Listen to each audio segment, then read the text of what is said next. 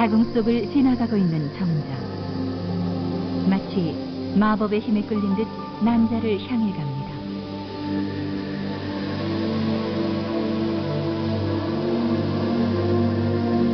정자의 수는 2억 개가 넘지만 난자까지 도달하는 정자는 100개 정도밖에 되지 않으며 그 중에서 오직 하나만이 난자와 결합합니다.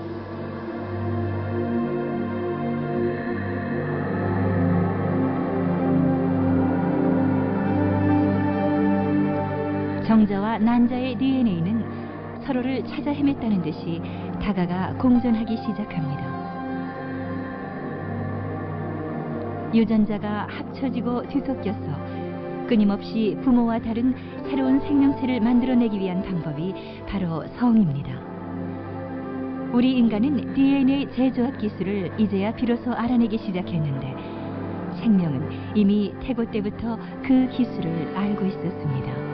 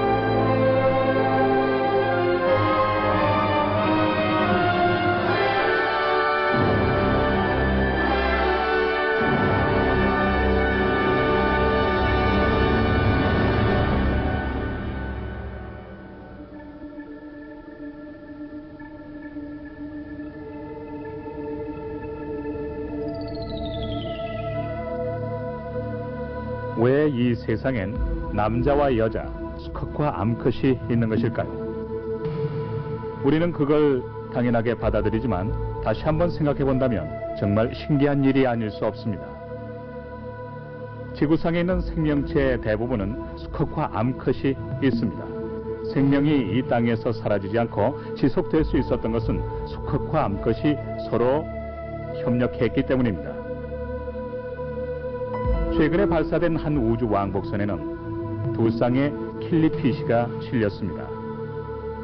지구에서 멀리 떨어진 무중력 우주 공간에서도 킬리피쉬는 후손을 만들어내는데 성공했습니다. 어떤 환경에서도 후손을 이어가는 성의 신비로운 힘에 경이로움을 느끼지 않을 수 없습니다. 이번 시리즈에서 지금까지 우린 지구의 환경 변화에 따라 진화한 생명의 역사에 대해 살펴보았습니다. 이번 시간에는 좀 각도를 달리하여 생명의 진화에서 성이 어떤 역할을 했는지, 성이 우리에게 어떤 의미를 갖는지 알아보겠습니다. 과연 여자와 남자, 수컷과 암컷의 번식 방법은 언제, 어떻게 생겨난 것일까요? 20억 년 전의 지구에 생명이 출현한 지 이미 20억 년이 지났습니다. 하지만 아직도 단순한 생물체만이 바다에 살고 있을 뿐입니다. 그들은 수컷과 암컷 구분이 없는 단세포 생물이었습니다. 그들은 자신의 몸을 나누는 방법으로 번식했습니다. 이런 번식으로 탄생한 새로운 세포는 모두 똑같았습니다.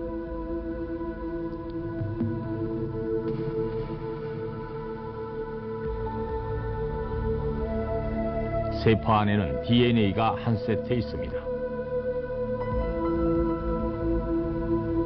DNA는 수많은 분자로 이루어졌으며 그 분자는 서로 쇠사슬처럼 연결됐습니다.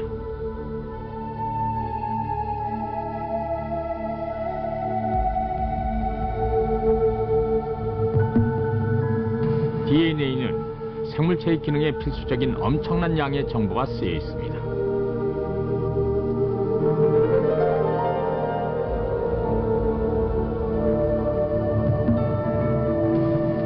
DNA를 구성하는 분자의 독특한 배열이 그 생물체의 특징을 결정합니다.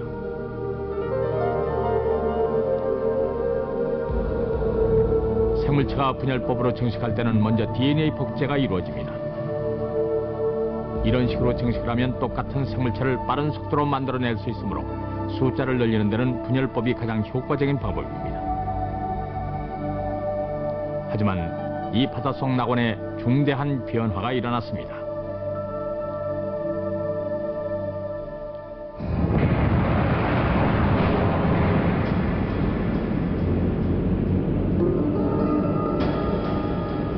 이때쯤하여 지구상에는 처음으로 초대륙이 등장했고 지구의 환경은 급격하게 변했습니다.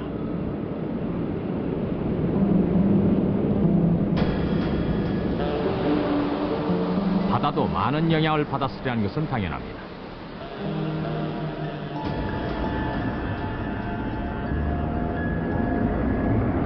바다 환경의 변화로 양분이 모자라게 된 곳에서 단세포 생물은 계속 죽음을 맞았으며 번식은커녕 멸종의 위험에 처하게 됐습니다.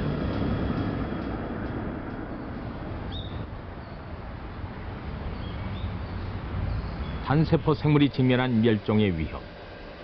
도쿄대학의 구로이와 스네요시 박사는 그것이 성의 발생과 관계가 있다고 생각합니다. 구로이와 박사는 클라미토모나스라는 0.2 내지 0.3mm밖에 되지 않은 단세포 생물에 관심을 기울이고 있습니다. 보통의 경우 이 생물은 태고의 생물처럼 세포 분열로 증식을 합니다. 하지만 양분이 없는 환경에 처하게 되면 클라미토모나스한테 어떤 일이 일어날까요? 그걸 알아보기 위해 양분이 전혀 없는 물에다 클라미토모나스를 넣었습니다.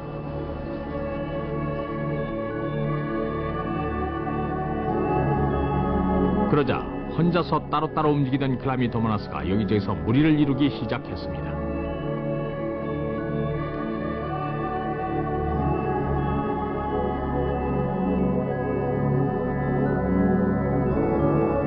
자세히 살펴보니 세포 둘이 몸을 떨면서 서로 다가가고 있었습니다.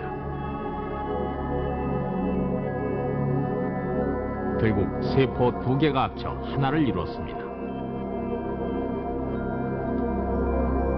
양분이 모자라자 클라미토모나스는 두 세포가 합쳐져 마치 하나처럼 되기 시작한 것입니다.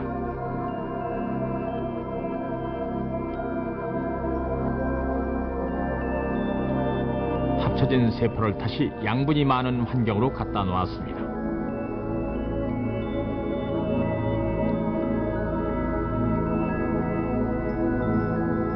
일주일 뒤 합쳐진 세포는 다시 세포 분열로 증식하기 시작했습니다. 하지만 세포 중 일부는 분열 전의 세포와는 크기와 색이 약간 달랐습니다. 분열을 할 때 어떤 일이 일어난 것입니다.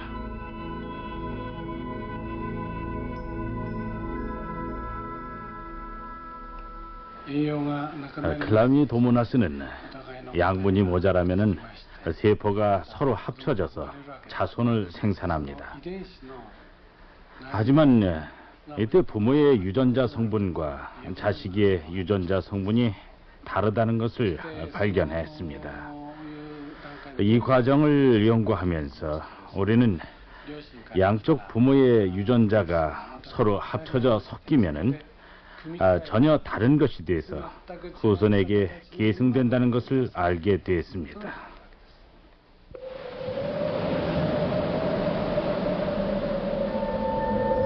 두 개의 다른 세포가 합쳐진 것이 성의 시작이라고 생각합니다. 원시바다에서 멸종의 위험에 처했을 때 어떤 세포는 옆에 있던 세포와 서로 힘을 합쳐 모자란 양분을 나누어 먹으며 생존을 이어갔습니다.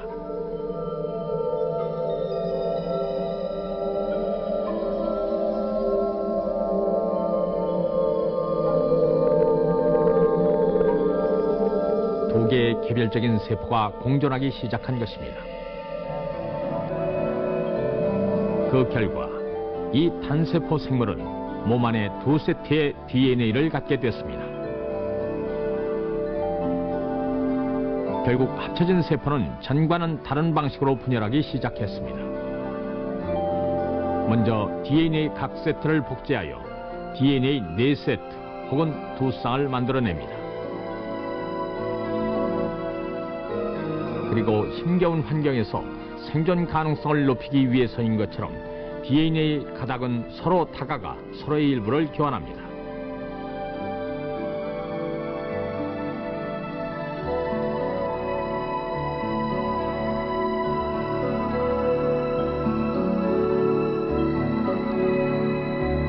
다음, 각각 다른 유전자 조합을 가진 4세트의 DNA가 개별 세포로 갈라집니다.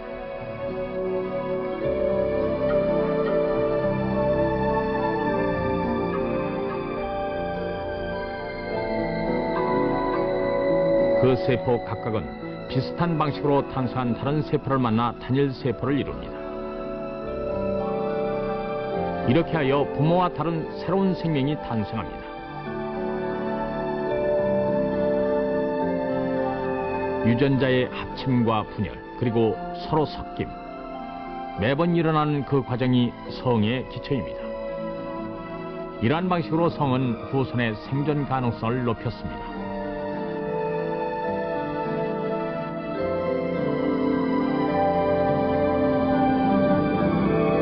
14억 년 전, 단세포 생물의 세계에는 중대한 사건이 일어났습니다.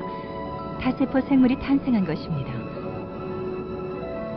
최초의 다세포 생물은 이 니사이미나처럼 30개도 안 되는 세포로 구성되어 있는 단순한 생물이었습니다. 하지만 여러 개의 세포가 하나의 생물체로서 공존하기 시작했다는 사실은 생명의 역사에서 아주 중대한 사건이었습니다.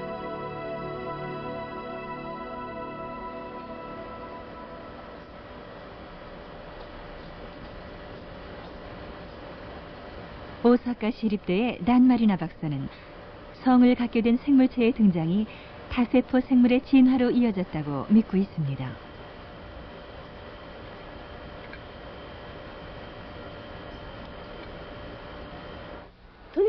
이들 세포는 이미 어려운 때가 오면은 둘이나 그 이상이 하나의 무리를 이루면서 서로 도와주려고 하는 그런 경향을 가지고 있었습니다.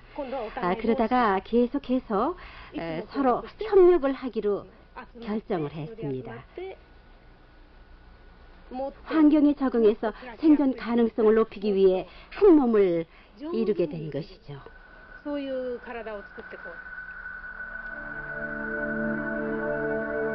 단 박사는 서로 협력하려는 성세포의 분성이 다세포 생물의 등장을 가져왔다고 믿고 있습니다.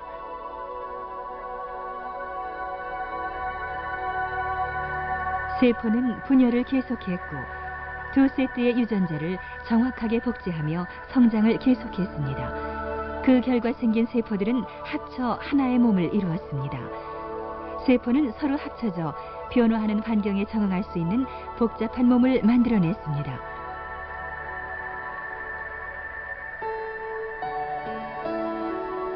후손이 탄생할 때 세포 중 일부는 다른 세포와 다른 식으로 분열하기 시작합니다.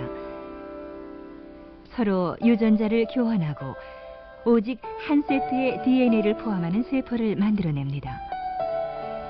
이들 세포는 후손을 생산하기 위한 목적으로 생성된 생식 세포입니다. 새로운 몸을 만들어내기 위해 생식세포는 부모의 몸을 떠나 다른 생식세포를 만납니다.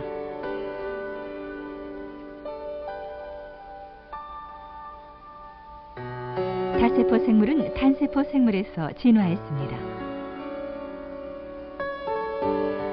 이 해파리는 몸 크기가 1mm밖에 되지 않습니다. 하지만 수천 개의 세포로 구성되어 있습니다. 몸 안의 둥근 입자는 자손을 생산하기 위한 생식세포의 덩어리입니다. 바로 난자입니다.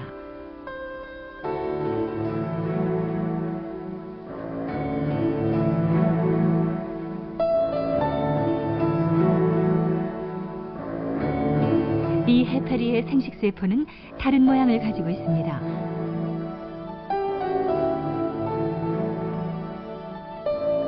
아주 작으며 편모를 가지고 있고 활발하게 움직입니다. 이들은 정자입니다. 난자를 가진 암컷과 정자를 가진 수컷이 탄생한 것입니다.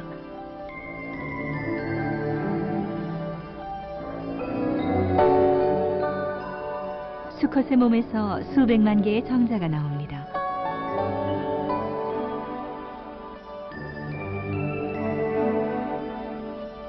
정자는 숫자가 많고 동작이 빨라 난자를 만날 가능성이 높습니다.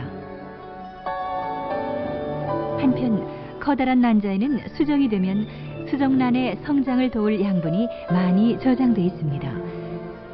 세포가 서로 만나 자손을 생산할 수 있도록 생식세포는 정자와 난자로 분화되었습니다.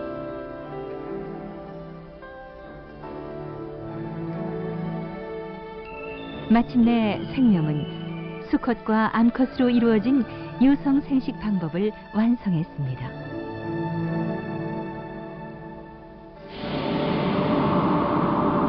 (5억 3천만 년) 전 캄브리아기, 초대륙이 서로 떨어져 나가기 시작하며 땅덩어리 사이에 천해, 즉 얕은 바다가 형성됐습니다. 양분이 풍부한 천해는 생명체가 모두 한꺼번에 번성할 수 있는 기회를 제공해 줬습니다. 그때까지만 해도 50개도 안 되던 종의 수가 이 시기에 갑작스럽게 만여 개로 늘었습니다. 이 같은 폭발적인 진화를 가져온 요인은 환경 변화 등 여러 가지를 들 수 있을 것입니다.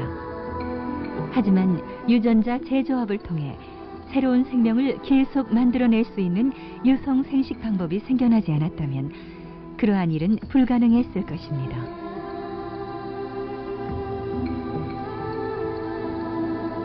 오늘날 지구 위에 살고 있는 생물체의 숫자는 3천만 종이 넘는다고 합니다. 바다와 땅과 하늘에 다양한 생명의 세계가 펼쳐져 있습니다. 유전자의 변이성을 영원히 보장하는 유성 생식 방법이 생겨났기 때문에 이 같은 다양성이 가능해진 것입니다.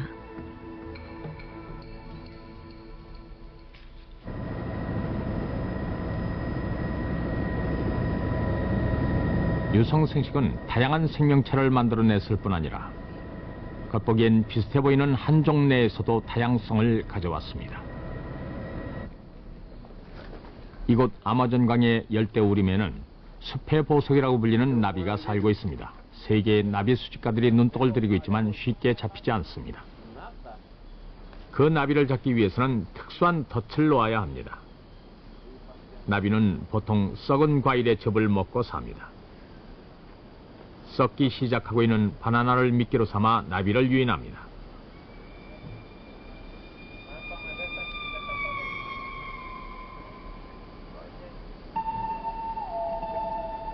나비의 이름은 아글리아스입니다. 날개의 빨간색과 파란색 무늬가 어두운 숲에서 두드러져 보입니다.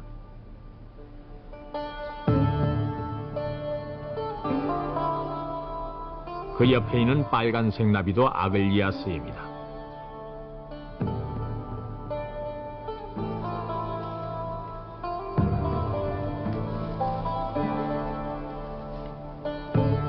각 아글리아스마다 독특한 무늬와 색을 가지고 있습니다.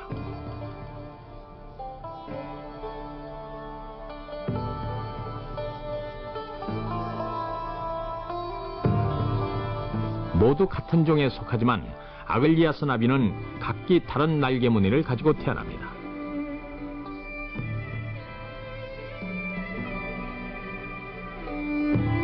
빨강, 파랑, 노랑의 삼원색으로 이루어진 날개 무늬는 하나하나가 모두 독특합니다.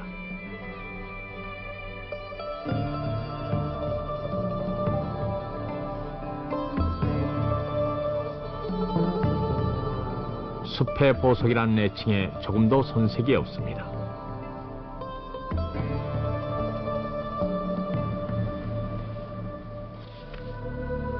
그들은 같은 종이면서도 어떻게 그렇게 다양한 무늬와 색깔을 가지게 되었을까요?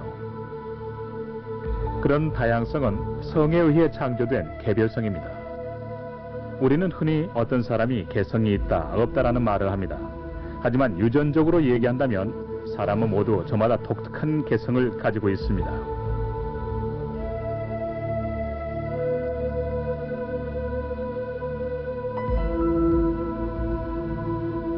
우리는 모두 어머니와 아버지의 DNA를 가지고 있습니다. 우리가 부모한테서 물려받는 두 세트의 DNA에는 각각 10만 개의 유전자가 있다고 합니다. 아버지와 어머니가 각각 정자와 난자를 만들어낼 때 거기에는 두 사람의 유전자가 전달됩니다.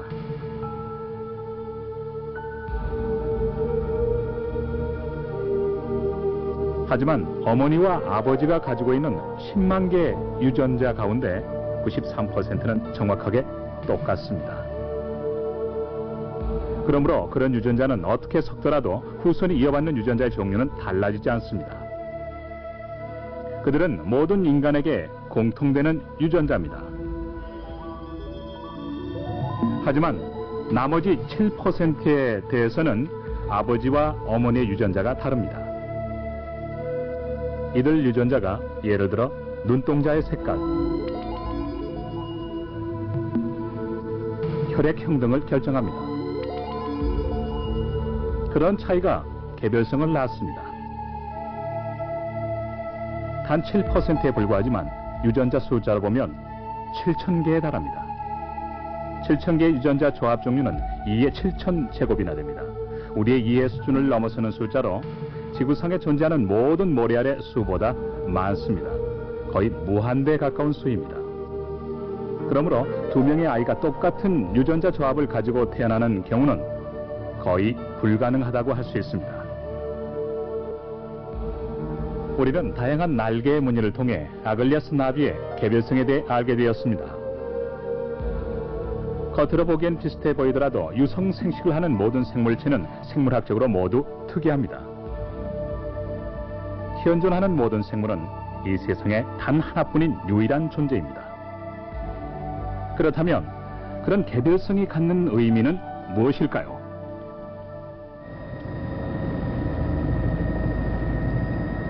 호주의 초원. 이곳에서 생물학적 개별성을 갖는 것이 얼마나 중요한지 예를 하나 볼 수 있습니다. 여름부터 가을까지 초원에는 엄청난 수의 토끼가 퍼집니다. 이들 토끼는 인간의 멸종 위협을 이겨낸 운 좋은 토끼입니다.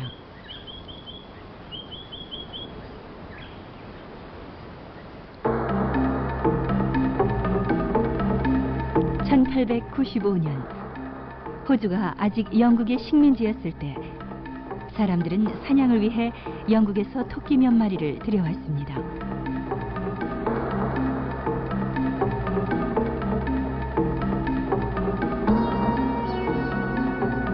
이들 토끼는 1년에 평균 12마리의 새끼를 낳습니다. 호주에는 토끼의 천적인 여우가 없었기 때문에 토끼는 빠른 속도로 번식했습니다. 토끼의 번식은 농장 곡물과 동물에게 커다란 위협이 되었습니다. 토끼를 없애기 위해 여러 가지 방법을 시도했지만 어느 것도 성공을 거두지 못했습니다.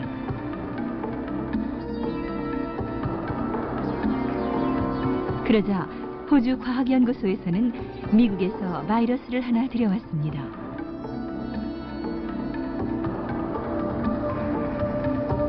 그 바이러스는 토끼한테만 감염되며 감염된 토끼는 죽고 맙니다.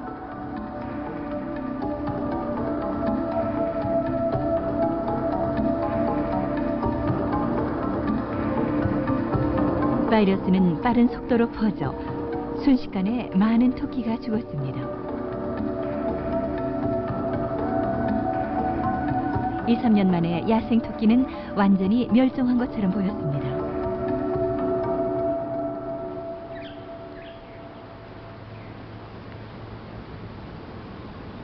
하지만 결국에는 이 방법도 실패로 끝났습니다. 치명적이라고 생각됐던 이 바이러스에 일부 토끼가 면역성을 갖게 된 것입니다.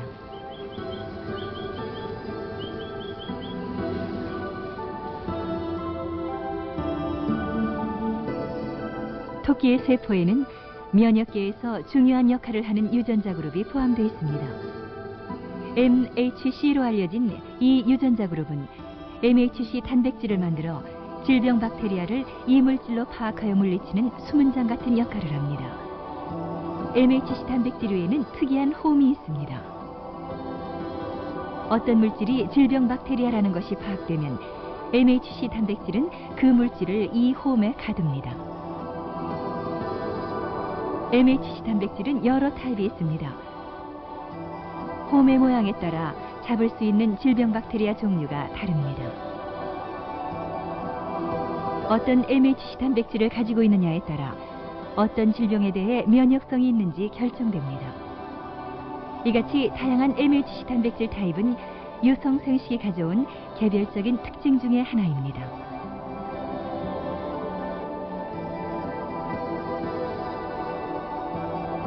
인간에게 있어서 MHC 단백질 타입은 A 타입, B 타입, C 타입 등으로 불리는 6가지 유전자 조합에 의해 결정되며 그 6가지마다 여러 가지 종류가 있습니다. 예를 들어 A 타입은 20여 가지 종류가 있고 B 타입은 50여 가지가 있어 변이성이 상당히 높다는 것을 알 수 있습니다. 개인의 MHC 단백질 타입은 부모에게서 물려받은 유전자 종류에 따라 다른데 그 유전자의 가능한 조합의 종류는 수십억 개나 된다고 합니다.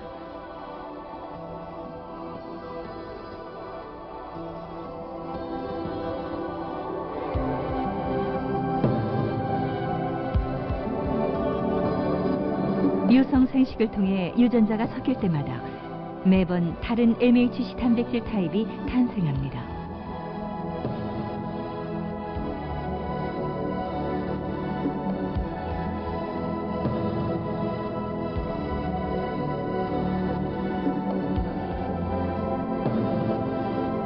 호주의 토끼가 가지고 있던 MHC 단백질 타입은 다양했습니다. 그것 때문에 예상치 못했던 바이러스 공격으로부터 살아남을 수 있었던 것으로 믿어집니다.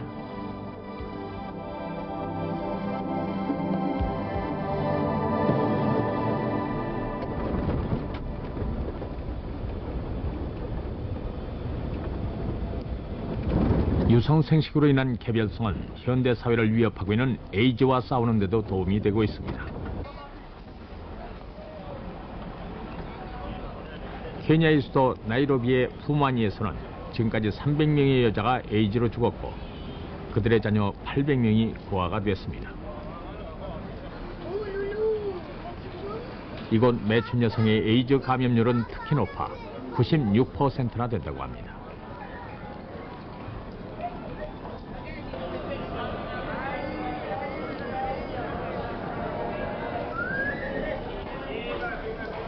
세계 각국의 의사들이 세계보건기구가 조직한 프로젝트에 참여하여 이곳에서 에이즈 연구를 벌이고 있습니다.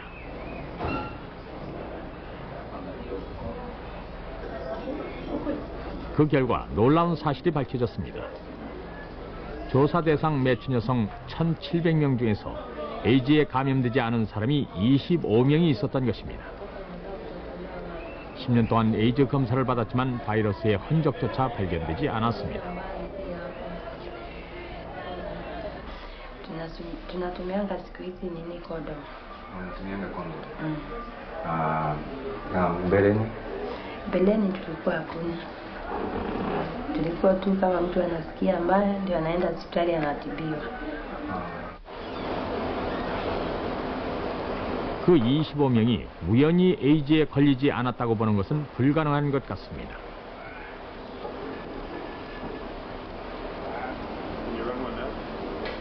프로젝트를 이끌고 있는 플러머 박사는 그 25명의 혈액을 철저하게 분석했습니다. 그 결과 여자들이 공통적으로 특정한 MHC 단백질 타입을 가지고 있다는 것을 알아냈습니다. 플러머 박사는 그 MHC 단백질이 에이즈에 대한 면역과 관계가 있다고 믿고 있습니다. 신체는 MHC 단백질을 이용하여 자신과 다른 사람을 가려냅니다. 감염성 물질을 가려내고 암세포를 가려내고 이식된 조직을 가려냅니다. 제 MHC 단백질은 다른 사람의 MHC 단백질과 다릅니다. 그게 MHC 단백질의 역할입니다. 이물질 단백질을 가려내고 이물질 항원을 가려내어 그걸 죽이고 없애버립니다. 그러므로 이 여성분들은 에이즈 바이러스 HIV 그 자체나 바이러스에 감염된 세포를 알아내고 모두 죽여버리는 어떤 MHC 단백질 타입을 가지고 있는 것입니다.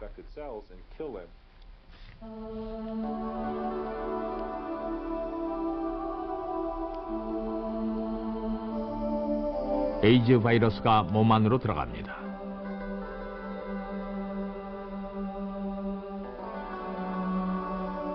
먼저 질병 박테리아를 먹어치우는 대식세포가 바이러스를 둘러쌉니다. 대식세포 안에서 에이즈 바이러스는 작은 조각으로 부서집니다. 단백질이 작은 조각품을 잡으려고 하지만 에이즈 바이러스는 마치 그걸 피해 빠져나가려는 듯이 계속 모양을 바꿉니다. 결국 MHC 단백질 타입 중 대부분이 모양을 바꾼 바이러스를 잡는 데 손을 쓰지 못합니다.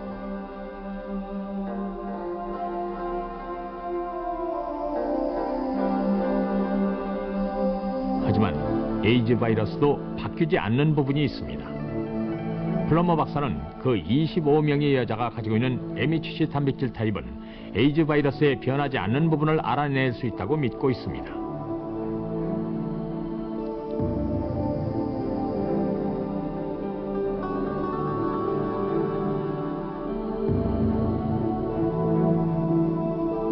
에이즈에 효과적인 MHC 단백질 타입도 DNA의 재조합을 가능케 한 유성생식 덕분에 생겨났습니다.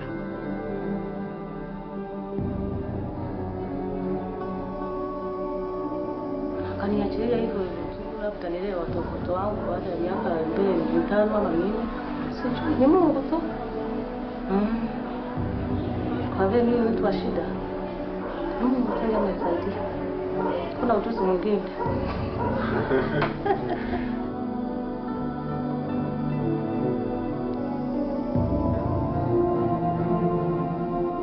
에이즈, 아직도 치료 방법이 나오지 않는 저주의 질병. 하지만 유성생식은 인류가 언젠가는 에이즈도 극복할 수 있다는 가능성을 보여주고 있습니다.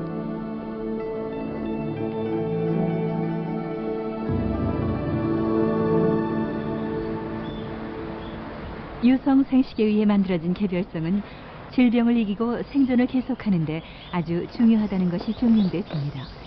하지만 생태학자인 우에스기 겐지 씨는 개별성의 목적은 질병에 대한 저항력뿐이 아니라고 믿고 있습니다.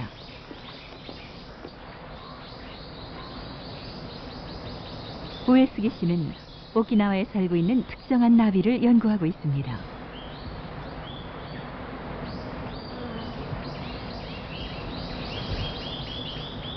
메넬라이데스 폴리테스라는 나비입니다.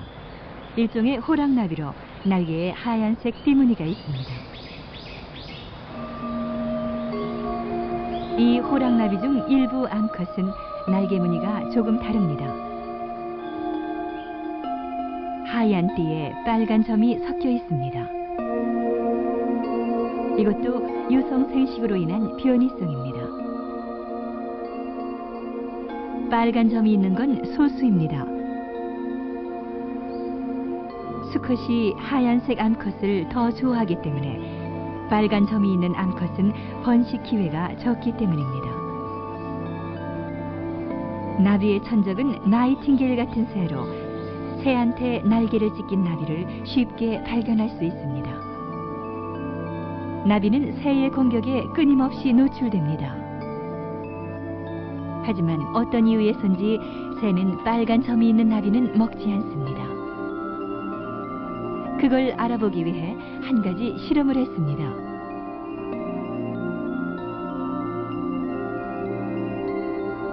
새 앞에 빨간 무늬 나비와 하얀 무늬 나비를 같이 놓았습니다. 새는 빨간 나비는 멀리하고 하얀 나비를 골랐습니다. 여러 번 실험을 했지만 결과는 똑같았습니다.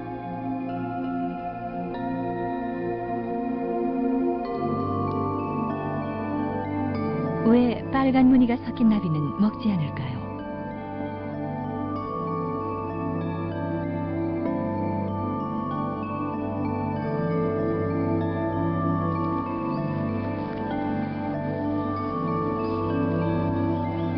일본 오키나와에는 베니모나기아라는 동나비가 살고 있는데 그것도 호랑나비의 일종입니다. 메닐라이데스 폴리테스의 빨간색 종류는 이 동나비와 비슷하게 생겼습니다. 그래서 새는 빨간 종류가 동나비인 줄 알고 피하는 것입니다. 빨간 점을 가짐으로써 포식자의 공격에서 살아남을 확률이 높아졌습니다.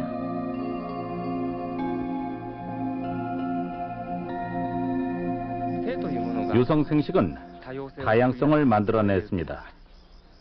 다양성이라는 것이 겉보기엔 아무런 의미도 없어 보일지 모릅니다.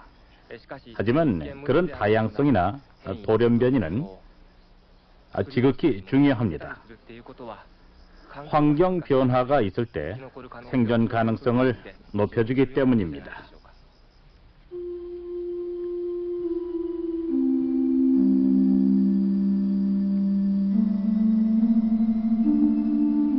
이 나비는 또 하나 이상한 특징을 가지고 있습니다.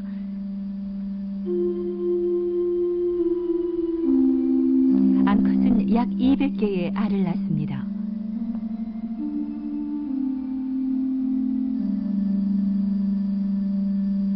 알 대부분은 번데기가 된 지 일주일 후 나비가 됩니다.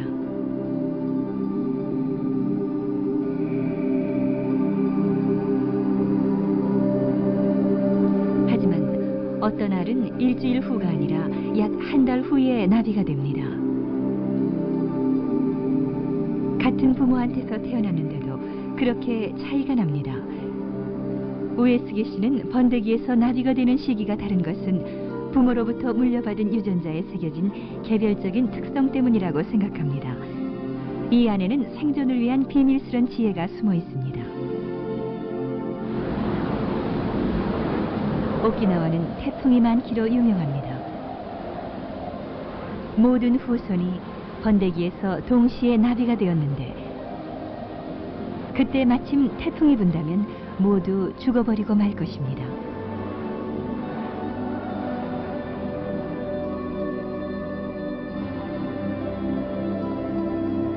하지만 질긴 고치 안에 번데기로 남아있다면 살아남을 가능성이 높아집니다. 유성생식은 태풍처럼 대자연의 위협을 극복하는 데도 도움이 됩니다.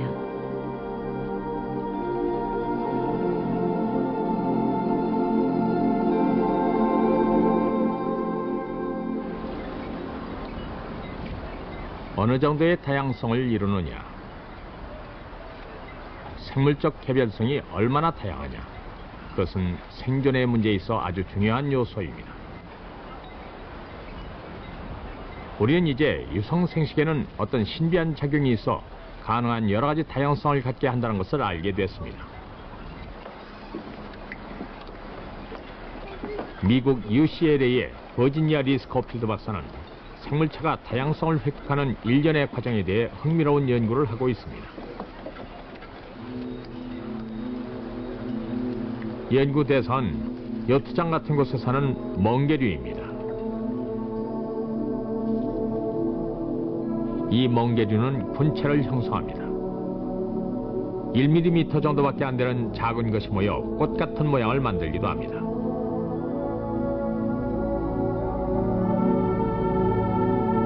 하나하나는 가는 관으로 서로 연결되어 있어 양분 등을 서로 교환합니다.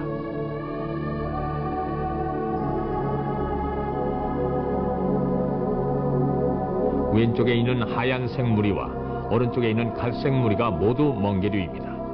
하지만 둘의 유전자 구성은 전혀 다릅니다.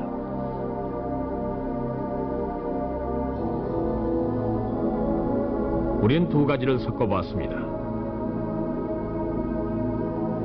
하지만 서로 관을 섞지 않고 멀리 떨어져 버립니다. 두 무리는 서로를 이물질로 여기며 거부합니다. 보통 이 멍게류는 유전자 구성이 다른 것과는 서로 섞이지 않습니다.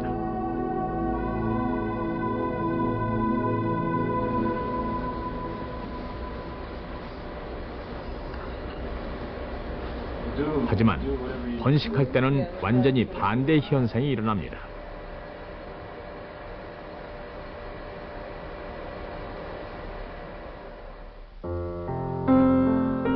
유전자가 유사한 무리의 정자와 난자를 같이 놓았습니다.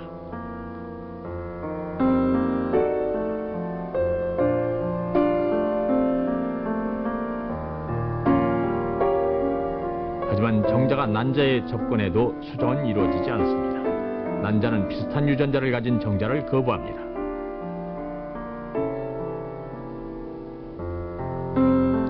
다음, 앞서 서로 거부 반응을 보였던 유전적으로 서로 다른 무리에서 각각 정자와 난자를 가져다 같이 놓았습니다.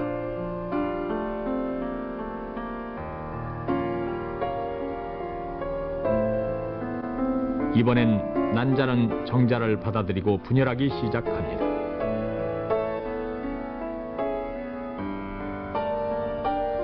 이 멍게류는 유성생식할 때 가능한 자신과 다른 개체를 선택하는 것입니다.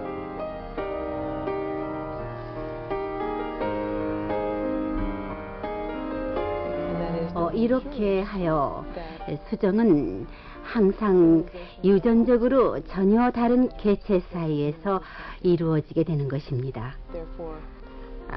이렇듯 같은 무리 내에서 번식하는 행위를 막아 이른바 근친 교배에 의해 좋지 않은 형질이 쌓이는 것을 막고 다음 세대에서는 더욱 풍부한 다양성과 생물적 개별성을 이루려는 것입니다.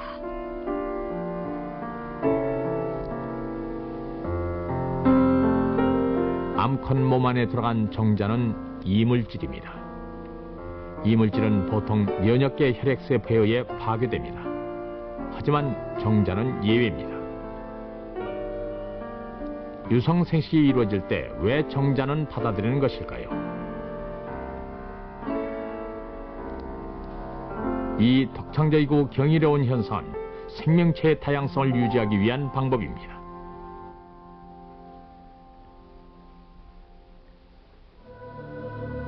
원시 바다에서 두 개의 세포가 합쳐지면서 시작된 유성생식은 종의 다양성을 가져왔고 같은 종 안에서도 개체의 다양성을 가져왔습니다. 더구나 다양성의 범위를 더욱 확대하기 위해 유성생식은 교미한 장치를 내장하게 되었고 그 장치는 자신과 다른 대상을 선택하게 해줍니다. 우리 인간도 가끔 전혀 다른 사람한테 끌립니다. 그것도 어쩌면 그 장치와 관계가 있을지 모르겠습니다. 자기 자신을 복제하여 증식하는 단세포 생물과는 달리 성을 가진 생물은 암컷과 수컷이 만나야 비로소 후손을 낳을 수 있습니다. 그런 암컷과 수컷의 만남을 성공으로 이끄는 방법도 진화했습니다. 그리고 암컷과 수컷이 만나는 다양한 방법은 다양한 삶의 모습으로 이어졌습니다. 원시 바다에서 태어난 생명체는 어떻게 정자와 난자가 만날 수 있도록 했을까요?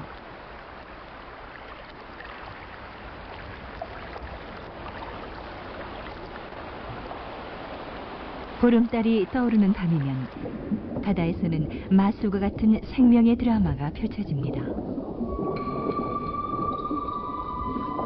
산호의 산란,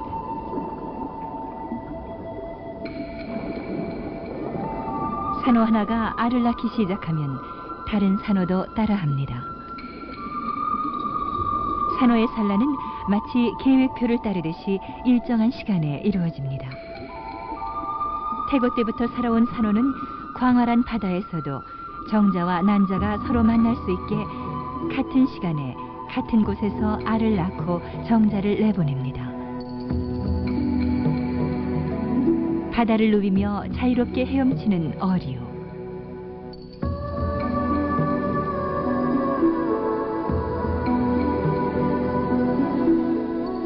어류는 항상 이리저리 움직이기 때문에 정자와 난자가 만나기 위해서는 수컷과 암컷이 산란기에 서로 가까이 있어야 합니다.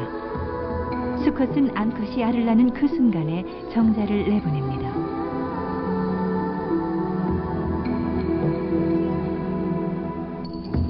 땅으로 올라온 동물은 거친 환경에서 살아남기 위해 여러 가지 새로운 번식법을 고안해냈습니다. 그리고 수컷과 암컷이 만나는 방법도 많이 바뀌었습니다. 정자와 난자는 공기 중에 나가면 즉시 말라 죽어버립니다. 이 문제를 해결하기 위해 정자가 암컷의 몸 안으로 직접 투사되는 체내 수정이 생겨났습니다. 따라서 수컷과 암컷이 서로에게 끌리고 서로 좋아해야 할 필요가 생겼습니다.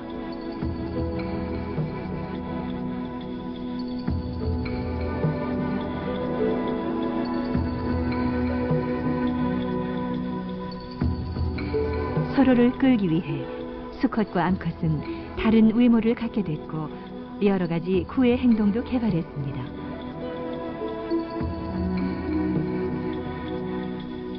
수컷과 암컷의 존재가 생물의 세계를 보다 더 풍부하게 만들었습니다.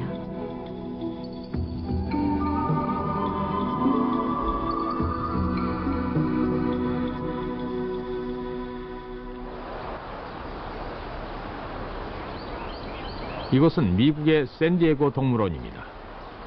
여기에는 성의 오랜 역사에서 가히 혁명적인 발전을 이룬 동물이 하나 있습니다. 인간과 상당히 가깝다고 여겨지는 영장류 보노보입니다. 침판지 무리와는 달리 보노보 무리는 싸우는 일이 거의 없습니다. 침판지에게 먹을 것을 주면 가끔 먹이를 놓고 심한 싸움이 벌어집니다. 하지만 보노보는 먹이를 먹기 전에 먼저 성행위를 한 후 사이좋게 나누어 먹습니다. 보노보는 성의 힘을 이용하여 개체 사이의 관계를 부드럽게 함으로써 무리 내 평화를 유지하는 것입니다.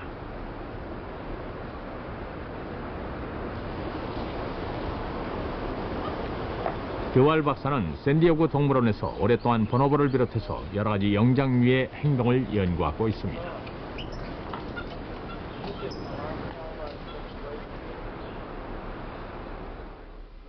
보노보의 성은 물론 그 1차적 기능은 번식입니다. 우리 인간과 마찬가지입니다. 하지만 보노보의 성은 기능을 하나 더 가지고 있습니다. 보노보는 무리 내 관계를 매우 중요하게 생각합니다. 포식자로부터 지키기 위한 보호 방법인지 먹이를 구하는 데 도움이 돼서 그런지 이유는 모르겠지만 긴밀한 관계를 형성하고 있습니다. 그러한 관계를 유지하기 위해서 성을 이용합니다. 번식을 위한 것이 아니라 사회적 목적으로 이용하지만 그것도 또한 생존과 관련되어 있습니다. 이들은 밀림에 살고 있는 야생 보노보입니다. 보통 동물은 발정기가 1년에 얼마 동안으로 정해져 있습니다. 하지만 보노보는 매일 성행위를 할 수 있습니다. 만일 무리 내에서 싸움과 같은 사태가 벌어지면 그들은 긴장을 해소하기 위해 성행위를 합니다. 암컷 보노보는 다 자라면 자신이 태어나고 자란 무리를 떠나 다른 무리로 들어갑니다.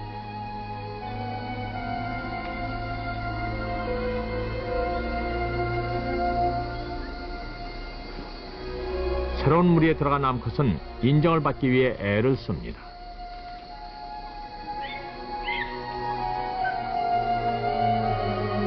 새로 들어온 암컷과 기존의 암컷이 서로 부둥켜 안고 있습니다. 그 다음엔 둘이서 같이 먹기 시작합니다.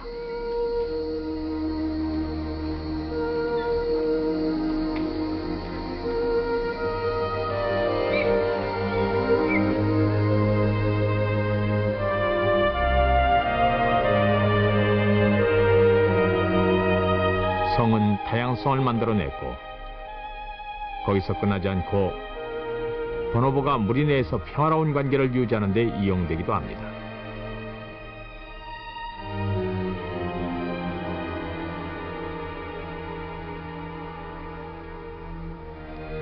성은 전에는 존재하지 않던 새로운 의미를 갖게 된 것입니다.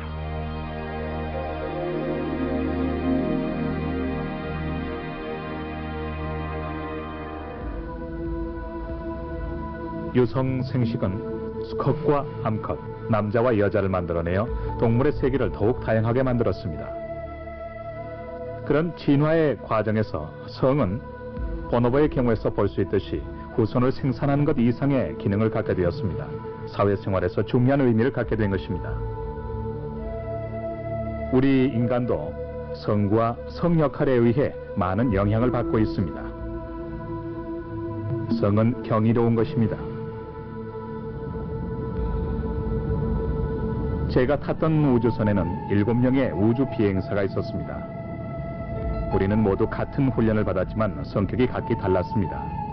각자의 장점과 단점이 달랐기 때문에 위험하고 힘든 임무를 수행할 수 있었습니다. 그리고 어떤 이유에서인지 여자가 끼면 일이 더 효율적으로 됩니다. 이성이 있음으로써 즐거운 긴장 상태가 되며 동시에 마음이 편해집니다. 유성 생식은 각 개체가 서로 뭉치는 것으로 시작되었습니다. 남자와 여자, 수컷과 암컷은 서로 만나 하나가 되어 협력을 합니다. 여기서도 생명의 근본적인 법칙인 공존의 법칙이 작용하는 것 같습니다.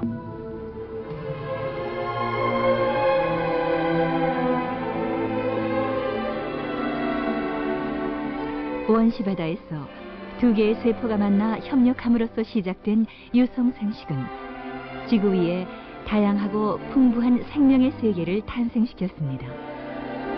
성이야말로 생명 진화의 추진력이었습니다.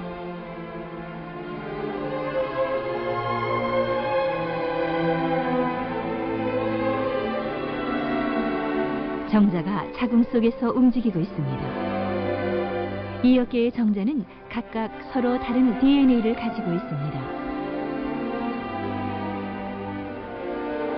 이들 중 하나만이 난자와 합쳐질 수 있습니다. 난자에게는 정자가 이물질입니다. 하지만 정자가 난자의 표면에 도착하면 난자를 보호하던 벽이 열리면서 정자를 받아들입니다.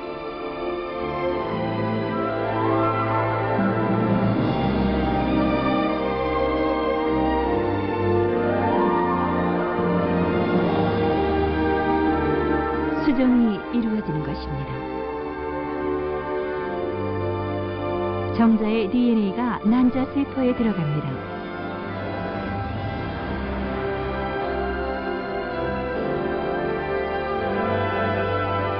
난자와 정자의 DNA가 서로 접근해 한 세포 안에서 함께 공존하기 시작합니다.